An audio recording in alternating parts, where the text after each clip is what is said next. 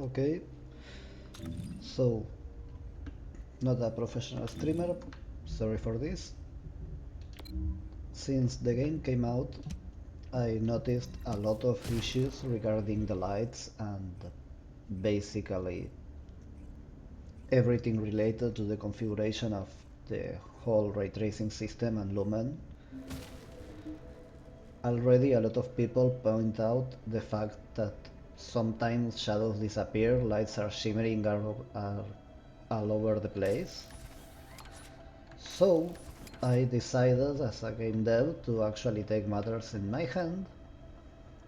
Here are an example of the lighting system, not completely fixed, but almost. Like surfaces, the whole image is way more stable than before. If you have the game in Ray Tracing Ultra, you already know that this place is a complete shimmering mess. You can see the movement of the units there. That's the light are not like bouncing all over the place. And there are also some instances like Albion and the Agna Desert. Game actually removes shadows out of existence. A lot of users are already facing this issue. So yeah, let's show a prime example of an area that is already fixed. Following the show off of this specific location, here, this shadow right here, it's the one cast from those cliffs. Normally when you move to this area, the whole shadows, even the one from those bushes, are completely removed out of existence. The same for this one already.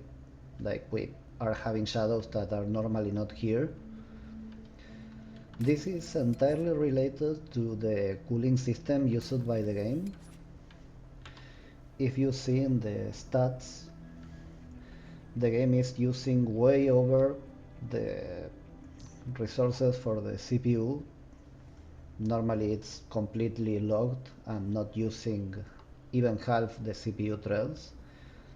While here we have stable lighting, stable shadows, no shimmering so far, and yeah, everything simply looks as it should. So after showing some locations,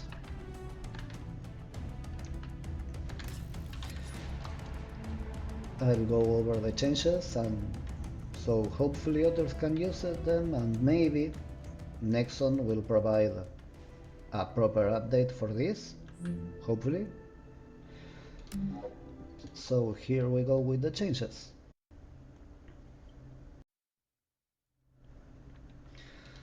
So this apply to ultra ray tracing settings. That's the absolute first thing. We need to go to this place. We can find it here. And we want to edit the Engine.ini file and add these settings. This changes the first one changes the default cooling behavior for the game to an angle-based system and a radius-based system instead of using both combined. It cools the objects and removes them from the scene, the ones that are outside of your port of view, and removes the shadows from the ones that are in front of you, but the angle don't allow you to actually see the shadows. The second one is for the meters, the distance for the cooling objects that are outside of your field of view, like on the back of your camera, so you can't actually, if you are not facing them. This is for 100 meters. I don't know why Epic uses these kind of values, but been working with them since forever. This one is for the lightnings. It reduced downsampling value for them, lightings in Unreal Engine are usually computed using a portion of the total image resolution. The game uses a higher value, I think it's maybe 32, and we are changing this so the lights are higher resolution and can resolve the surfaces properly. Then we have this value, it's the resolution for the whole probe gathering. The probes are the sources of light, like for example light post, etc. And we can go over this specific setting. This one is a bit tricky since in some locations it does nothing, in others are a big impact, but the performance cost is really big.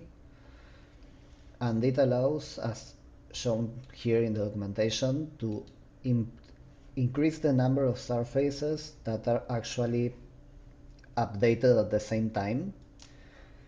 So you are getting less issues regarding, for example, lights not updating for the whole scene and just some parts of the scene and gradually like the lighting spreading out. The higher the value, the less that happens, but at the same time this also causes issues with how much resources it costs for the system. I personally don't use it, but it's there. So yes, that's it. Ideally, I would expect Nexon to add like this as a setting, high quality cooling for example, and then this as another setting for higher quality lighting.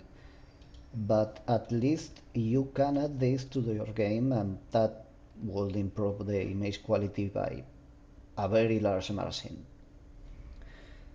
So yes, I hope this is useful for you, and if you want more information regarding this, you have the Unreal Engine documentation, you can experiment with it, of course at your own risk. It shouldn't be an issue since you are not actually changing the game files, just the configurations. So yep, hope this helped you.